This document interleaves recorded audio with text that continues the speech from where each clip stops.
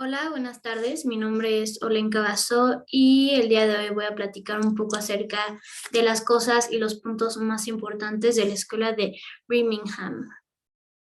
Bueno, la escuela de Birmingham, o también conocida como Escuela de los Estudios Culturales, surge a partir del uso de muchas ideologías y disciplinas a partir de los años de la posguerra. En esta escuela, como había nombrado anteriormente, sus estudios se vuelven más complejos por esta característica de que se usan diferentes ámbitos para estudiarlo.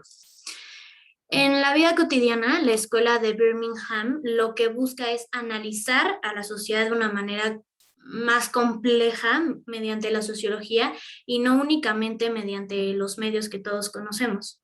En otras palabras, lo que busca la escuela de Birmingham es entender las hegemonías culturales. Esta palabra hace referencia a la supremacía que tiene un Estado sobre otro.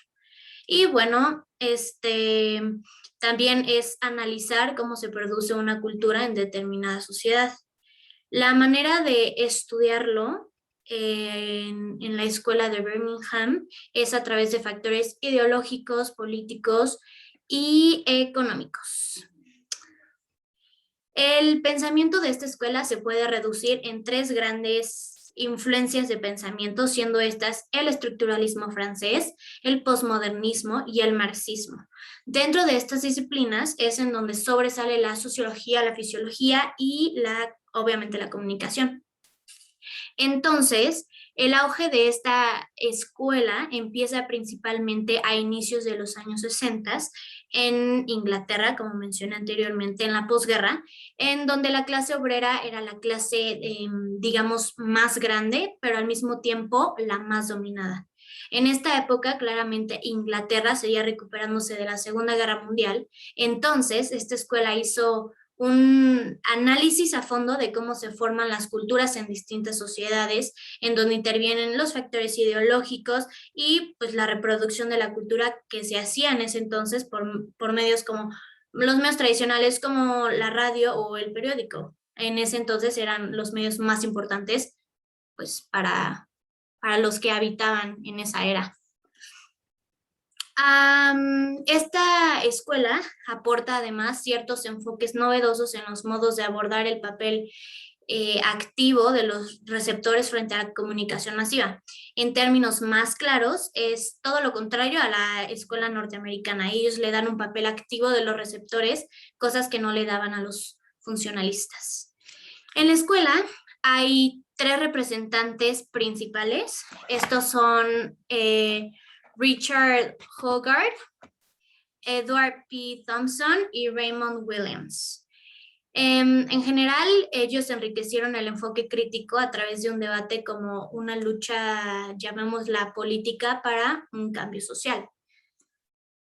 Ahora, una de las cosas más importantes que hicieron cada uno de estos filósofos que acabo de mencionar es, bueno, Richard Hogarth era considerado el principal, pues, padre fundador de esta escuela y ya después entraron los otros dos autores previamente mencionados.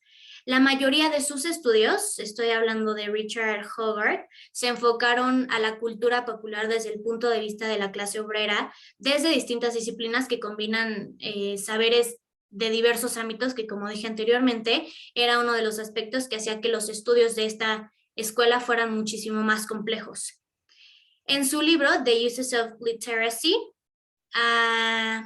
Richard habla sobre el cambio cultural que sufrieron las clases obreras y también habla de un antes y un después de cómo eran las costumbres, las tradiciones y bueno, qué les importaba en ese entonces a la cultura obrera y el después de cómo iban cambiando y cómo se iban adaptando a estos, digamos, nuevos cambios.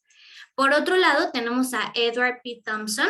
Él es uno de los fundadores de la New Left Review junto con Williams, en donde comparten sobre todo, digamos, el deseo y el pensamiento de superar los análisis que han convertido la cultura en una variable dependiente de la economía, ¿no? Como se sabe a lo largo del tiempo, que hasta hoy sigue siendo así.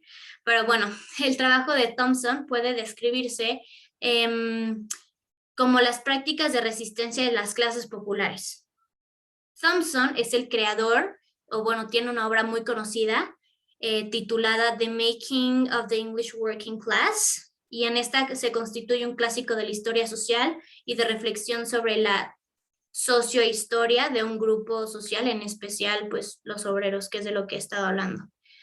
Y bueno, por último se encuentra Raymond Williams con su libro Cultural Society, en donde hace un análisis de la noción de la cultura, la cual atraviesa cambios durante el tiempo.